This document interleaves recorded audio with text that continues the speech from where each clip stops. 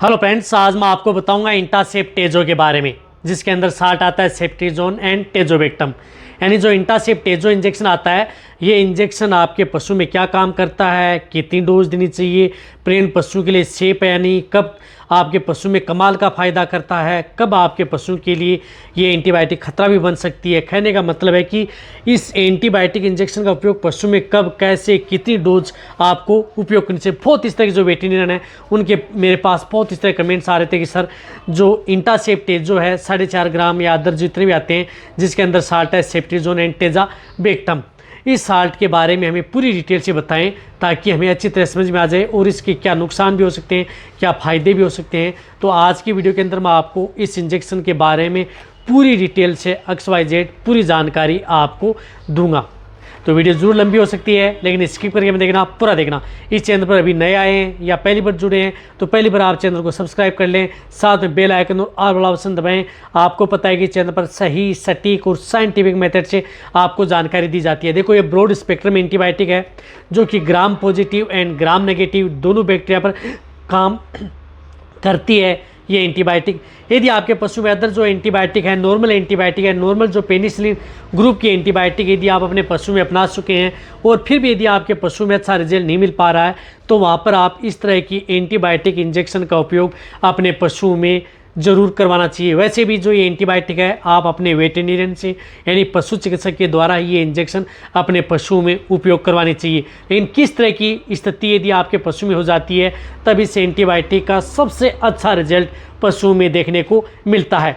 देखो, यदि आपके पशु में सबसे देखा होगा कि आपके पशु में जिस प्रकार से मेस्टाइटिस यानी थनैला रोग के अंतर्गत जो इस प्रकार से इंटासेप टेजो इंजेक्शन है वह एक रामबाण है, क्योंकि उसमें कई तरह के जो बैक्टीरियल होते हैं, ग्राम पॉजिटिव ग्राम नेगेटिव किसी भी हो, तो उस स्थिति में ये एंटीबायोटिक इंजेक्शन पशु में थनैला रोग के अंदर बहुत अच्छा रिजल्ट देती है। मेस्टाइटिस किसी भी कंडीशन का हो, क्लिनिकल, सब क्लिनिकल या अदर कंडीशन में भी हो, तो भी आप इस इंजेक्शन का उपयोग अपने पशुओं में मेस्टाइटिस के अंदर कर सकते हैं। जैसे छोटे से लेकर के बड़ा, चाहे भेड़ बकरियों में हो चाहे गाय भैंस के अंदर हो, तो आप इस इंजेक्शन का। इसी तरह से श्वसन तंत्र से संबंधित कोई भी बीमारी है यानी रेस्पिरेटरी ट्रैक्ट इन्फेक्शन, श्वसन तंत्रिका में से संबंधित जो बीमारियां आती हैं उन सभी बीमारियों में आप इस इंजेक्शन का उपयोग अपने वेटेरिनियन से करवा लेना चाहिए। इंटासेप टेजो का अब श्वसन तंत्र में कई आता है, जिस प्रकार से निमोनिया हो गया। यदि आपके पशु में निमोनिया है, सांस लेने में तकलीफ हो रही है, घर घर की आवाज़ आ रही है, या आपके पशु का जो निमोनिया वह टूट नहीं रहा है, छोटे से बड़ा पशु हो, कई एंटीबायोटिक इंजेक्शन लगा ली, तो आप उस तरह के केस में आप इस इंजेक्शन का उपयोग अपने पशु में ज़रूर करवाना चाहिए।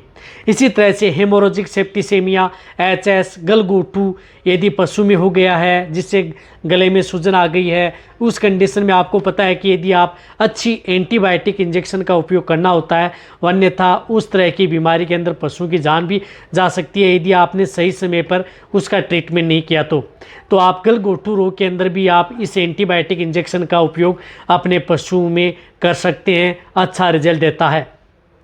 इसी तरह से मूत्र नलिका से संबंधित यानी मूत्र से संबंधित किसी भी तरह का इन्फेक्शन, संक्रमण हो गया है तो आप उस स्थिति में आप इस इंजेक्शन का उपयोग कर सकते हैं।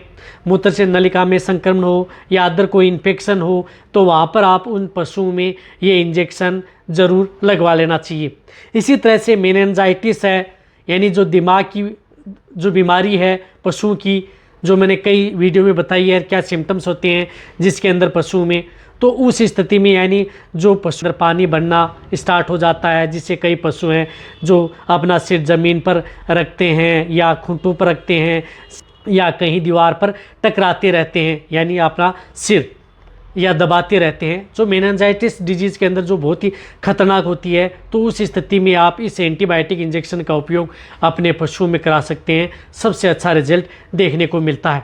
इसी तरह से यदि आपके पशु में जिस प्रकार से जोड़ों में दर्द है, जिसकी वजह से उड़ने बैठने में दिक्कत है, जॉइंट पेन, स्वेलिंग, जोड़ों में स्वेलिंग आ गई, सूजन आ गई या किसी तरह का एडिमा हो गया उसमें, तो आप इस इंजेक्शन का उपयोग वहाँ पर भी अपने पशुओं में करा सकते हैं, सबसे अच्छा रिजल्ट पशु में देखने को मिलता है। यानी जो मैंने आपको डिजीज़ बताई है इन सभी में आप इस इंजेक्शन का उपयोग अपने पशुओं में ज़रूर करवा लेना चाहिए, जो कि बेटर रिजल्ट मिलता है। इसी तरह से सेप्टिसीमिया है, उसके अंदर भी अच्छा रिजल्ट मिलता है। गैस्ट्रोइंटेस्टाइनल इन्फेक्शन है, उसके अंदर भी इसका अच्छा रिजल्ट मिलता है। या यदि आप अपने पशुओं के जिस ऑपरेटिव है, ऑपरेशन कर रहे हैं, तो उस स्थिति में आप इस एंटीबायोटिक इंजेक्शन का उपयोग कर सकते हैं। या जहाँ पर सर्जरी की हुई है उसके बाद में भी आप उसमें एंटीबायोटिक इंजेक्शन का उपयोग किया जाता है। तो देखो ये एंटीबायोटिक इंजेक्शन जिस प्रकार से मेरे पास 4.5 ग्राम का इंजेक्शन है, जिसके अंदर सेप्ट्रीजोन आता है, 4000 mg आता है, और इसके अंदर टेजोबेक्टम आता है, वो 500 mg आता है पर वाइल में, जो 4500 mg की जो वाइल आती है।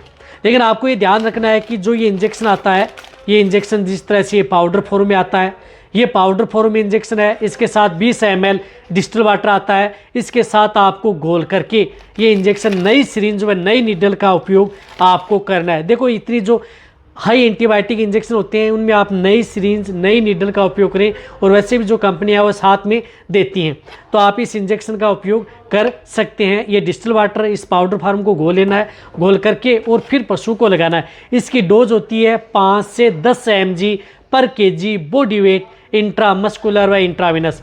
कहने का मतलब है कि जिस प्रकार से 450 kg से लेकर के 500 kg तक बॉडी वेट का पशु है, तो उनमें आप 4.5 mg या 4.5 ग्राम का जो इंजेक्शन आता है, या 4500 mg का जो इंजेक्शन आता है, वह इंजेक्शन आप अपने पशु में प्रयोग कर सकते हैं।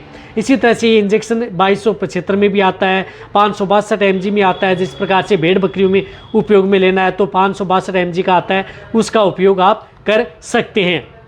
सबसे अच्छा रिजल्ट मिलता है। ये इंजेक्शन यदि आपका पशु प्रेग्नेंट है तो प्रेग्नेंट पशु के लिए सेफ इंजेक्शन है, यानी प्रेग्नेंट पशु हैं वहाँ पर ये इंजेक्शन सेफ रहता है, कोई भी नुकसान आपके पशु में नहीं करता है।